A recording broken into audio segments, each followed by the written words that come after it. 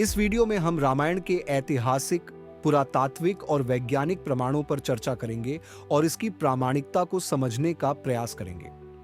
तो अगर आप भी रामायण को एक नई दृष्टि से देखना चाहते हैं और इसके पीछे की सच्चाई को जानना चाहते हैं, तो इस वीडियो को अंत तक जरूर देखें। रामायण में वर्णित राम सेतु, जिसे आज एडम्स ब्रिज के नाम से जाना जाता है, भारत और श्रीलंका के बीच समुद्र में स्थित है।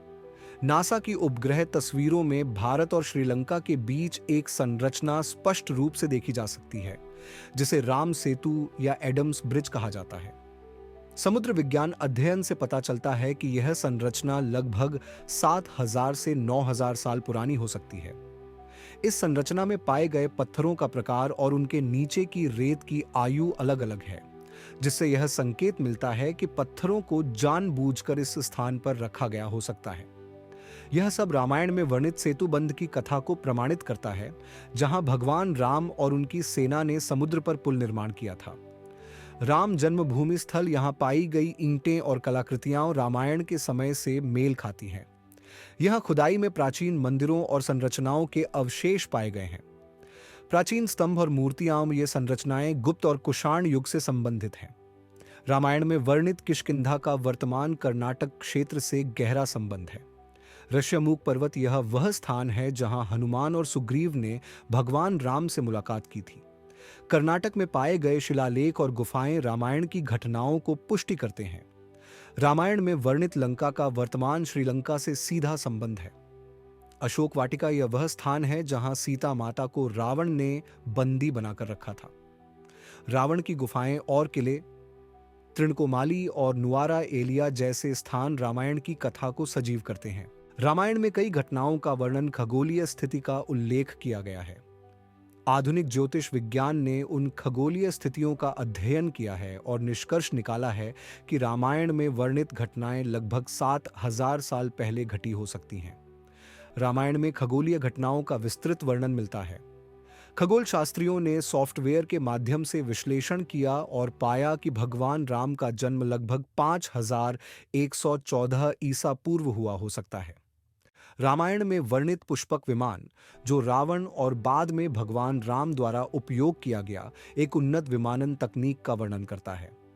आधुनिक वैज्ञानिकों ने इसे प्राचीन भारत में विकसित उन्नत यांत्रिकी और वैमानिकी का संकेत माना है। वैदिक साहित्य और अन्य पौराणिक ग्रंथों में भी उड़ने वाले यंत्रों का उल्लेख मिलता है। पुष्पक विमान की संरचना, ईंधन रहित उड़ान और लंबी दूरी तय करने की क्षमता के वर्णन को देखकर यह अनुमान लगाया गया है कि उस समय वैमानिकी तकनीक का ज्ञान विकसित था। रामायण में वर्णित संजीवनी बूटी, जिसने लक्ष्मण को जीवनदान दिया, आधुनिक आयुर्वेद और औषधि विज्ञान का संकेत देती है। हिमालय की जड़ी बूटियां, शोध बताते हैं कि हिमालय में ऐसी जड़ी बूटियां हैं जो गंभीर चोटों को ठीक कर सकती हैं। रामायण में रावण की लंका को सोने की नगरी के रूप में वर्णित किया गया है।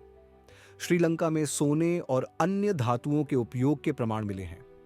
प्राचीन भारत में धातुओं के निर्माण और उपयोग की उन्नत तकनीक थी। रामायण में जो घटनाएं होती हैं, जैसे भगवान राम का रावण से युद्ध, क्या ये सिर्फ काव्य हैं या इनकी कोई वैज्ञानिक व्याख्या भी हो सकती है? रामायण न केवल एक धार्मिक ग्रंथ है, बल्कि यह भारतीय समाज और संस्कृति का अभिन्न हिस्सा है। हर साल दशहरे पर रामायण की घटनाओं का नाटकीय प्रदर्शन होता है। रामायण का प्रभाव केवल भारत तक सीमित नहीं है। थाईलैंड, यहां रामायण को रामकियन कहा जाता है। इंडोनेशिया, यहां रामायण के नृत्य नाट्य रूप में प्रदर्शन होते हैं।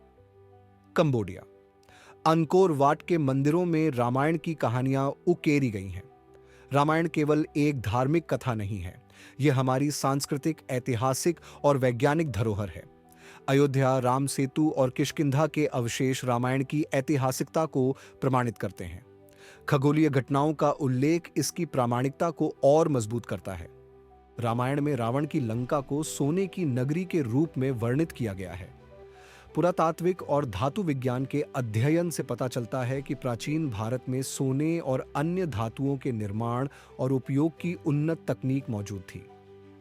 लंका में पाए गए पुरातात्विक स्थलों पर सोने के उपयोग और उसकी प्राचीन संरचनाओं के प्रमाण मिले हैं। रावण को न केवल एक महान योद्धा बल्कि एक वैज्ञानिक और तकनीकी विशेषज्ञ भी माना जाता है। आधुनिक खगोल विज्ञान ने उन घटनाओं का विश्लेषण किया और पाया कि रामायण में वर्णित ग्रहों और नक्षत्रों की स्थितियां लगभग 7,000 वर्ष पहले की हैं। रामायण केवल एक धार्मिक कथा नहीं है, यह हमारी सांस्कृतिक और ऐतिहासिक धरोहर है। अगर यह वीडियो आपको अच्छा लगा तो लाइक और शेयर करें। चैनल को सब्सक्राइब करना न भूलें और अपनी राय हमें कमेंट्स में जरूर बताएं